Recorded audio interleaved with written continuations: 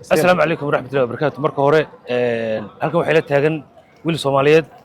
oo kulli magaciisa aan weydiin doono soo dhaw walaal marka hore. ودو ولا المعنى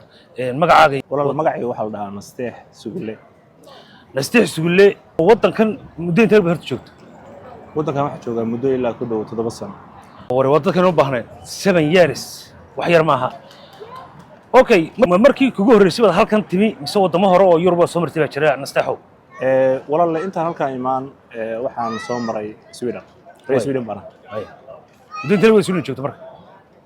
سويدن وحنا إمد لابوكم سلاح توانكي لابوكم تودي توانكي بسويدن شو halkan markii aad timi marka sharci ma Sweden miyaad lahayd mise sharci baad ahayd oo نيوه مركز هالكا إمد شرعي ملهي وحنا كمد هادد سويدن يمد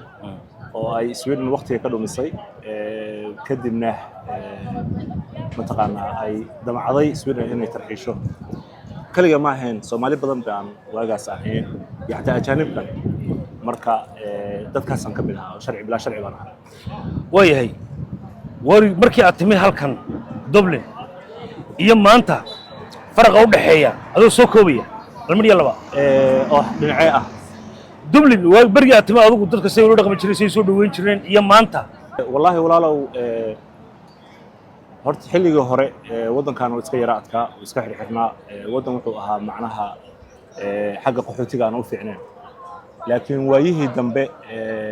wixii ka dambeeyay adiga corona baa la oran karaa wuxuu aad u bilaabay inuu dadka aad u soo dhaweeyo oo albaabada u furay qof hadda ku hamiyay inuu yimaado Ireland ama Dublin taladaad siinaysaa maxay tahay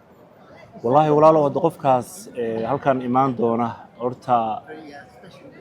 macna wax ku xiran tahay qofkii baahiyihiis wadankan dhibaato ugu weyn oo qof kasta maanta ka sheekeynaya waxa weeye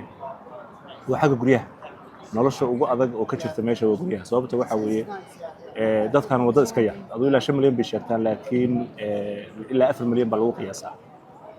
marka maadaama ay yihiin dad iska yar oo iska kooban guriyihii waag hore ay dhiseen maaha guryo cusub ala ma dhisaan haday dhisaanna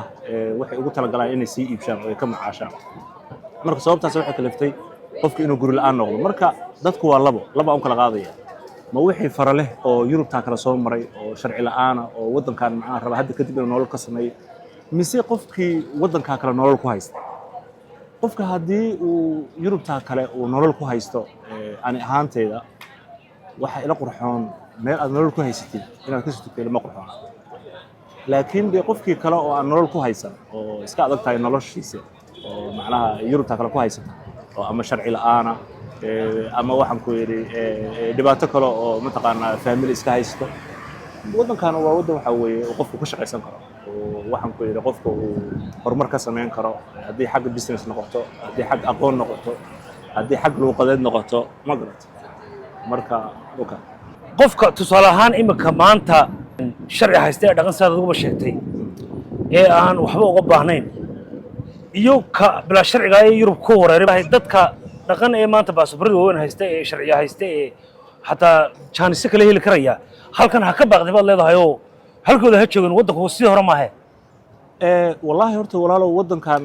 ani ahaantii horta wax ka khaldan hadda ma arko kaliya dhibta ugu weyn oo ka jirta waxay tahay crisis xagga guryaha housing marka qofku hadii uu rabo in mataqaana uu halkan intuu yimaado uu horumar ka sameeyo waxa uu sameynayana ay tahay macnaha nafsadiisa inuu hormariyo kale oo xagga wuxuu ku haystay xagga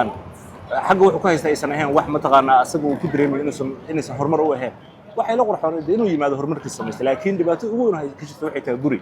marka ma garan karo sabab qof guri haysta oo family ah oo guri haysta intuu gurigiisa uga soo tago halkan yimaado homeless karo